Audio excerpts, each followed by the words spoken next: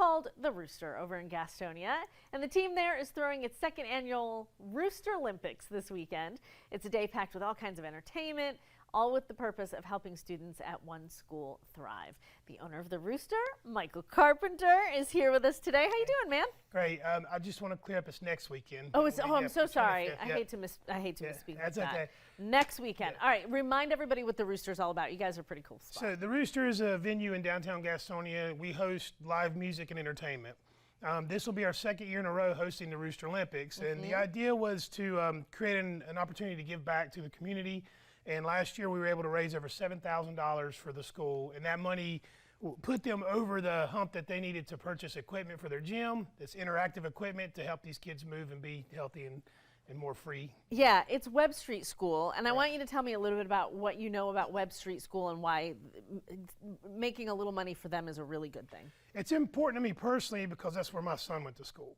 I have a son who's disabled. He's 21 now. He's aged out of their program, but the existence of that organization afforded me an opportunity to have a career and have a life, outside of just caring for my son.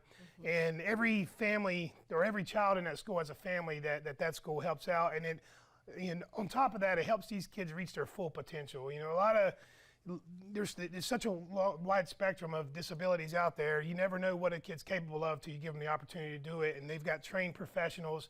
They've got teachers in the classroom that really care about these kids and kind of help get the best out of them. That's so true. You got to put them in positions to just soar, right?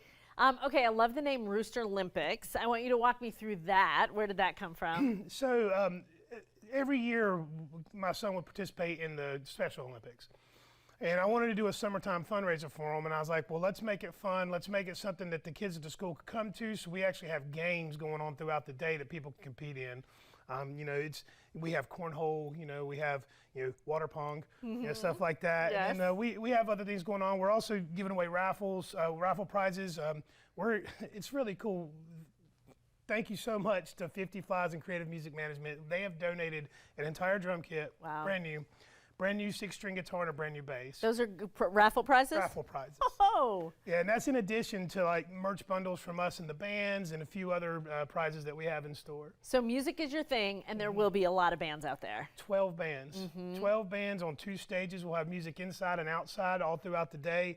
There's also going to be food trucks on hand, and we have a Misfit Market that we host every month, and Misfit Market will be on site with 20 vendors with handmade crafts, different art, things like that people can purchase. Being able to hand over that money last time, I mean, that has to feel It felt real amazing. Good. Well, I gotta be honest. We fell a couple $100 short of $7,000, and one of the bands, shout out to 50 Flies and Scars Remain, they donated the exact amount we needed to get to $7,000 last year. So that nearly put me in tears last year when they did that. I bet it did. All right, let's put all the information up on the screen because I want you to be able to go. I want you to have all the right information.